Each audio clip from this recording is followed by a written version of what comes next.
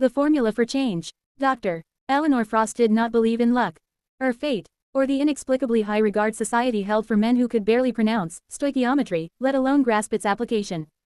She believed in equations, in meticulously calculated probabilities, and in the quiet power of a woman who refused to apologize for being smarter than everyone else in the room.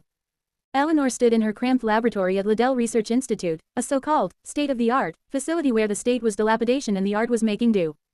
She was analyzing the molecular structure of a new synthetic polymer, one that, if successful, could revolutionize the production of biodegradable plastics. It was the kind of work that could save ecosystems, reduce global waste, and prove once and for all that women could not only participate in science but redefine it. Her supervisor, Drive, Robert Cardwell, disagreed. "This isn't what we hired you for, Eleanor," he said, leaning casually against her desk.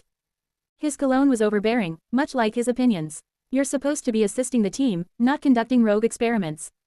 Eleanor didn't look up from her notes. "I wasn't aware that following a hypothesis was considered rogue." Robert chuckled, the way men chuckle when they think they're being benevolent. "Let's stick to the assignments, all right. Leave the big ideas to the rest of us." Eleanor finally met his gaze, her steel gray eyes sharp enough to cut through his condescension. "The rest of you have had 70 years to solve this problem and have yet to produce a viable solution. Forgive me if I lack faith in your collective brilliance." She turned back to her spectrometer, effectively ending the conversation.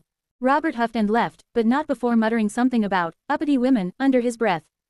Eleanor didn't care. She had more pressing matters to consider, like why the polymer's tensile strength wasn't holding under thermal stress. She worked late into the night, as usual, fueled by black coffee and the relentless need to prove everyone wrong. Her workspace was a testament to controlled chaos, notebooks filled with equations, beakers of unidentified substances, and a whiteboard covered in diagrams that only she could decipher. At precisely 2:14 a.m., she found the answer. It was deceptively simple, a minor adjustment to the molecular configuration that would stabilize the compound. She scribbled the revised formula onto her whiteboard, adrenaline coursing through her veins. But before she could celebrate, the lab door creaked open. It was Jane, the janitor.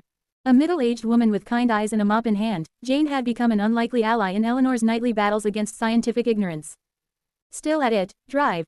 Frost?" Jane asked, her voice tinged with admiration. "Always," Eleanor replied, stepping back from the whiteboard. "Take a look at this." Jane squinted at the formula, her mop forgotten. "I don't understand half of it, but it looks impressive."